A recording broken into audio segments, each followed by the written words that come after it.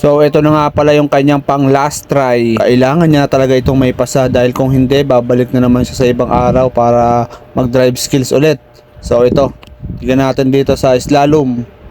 Okay, slalom. Okay, very good. Kaya. Okay naman. Improve na siya. Hindi na siya palay tukod Nung mga first tsaka second try niya ano naman panay tukod Dito hindi na. So ibig sabihin nito malaki ang chance nito nag-improve talaga siya rito. So dito na. Ay hindi pa pala. Figure of 8 pa pala to. Okay. Pangalawang pasok. Okay, very good. Pangatlo. Ito last. Last na pasok niya rito. Op. Okay, very good. So dito naman tayo sa number 1. Tingnan natin kung kakayanin niya sa number 1. Number 1, very good. Number 2, ayan. Tinuturuan ko na siya dyan kasi para sigurado makapasok na talaga siya. Number 3, and yan sa part na yun, nalalayan ko na siya dyan.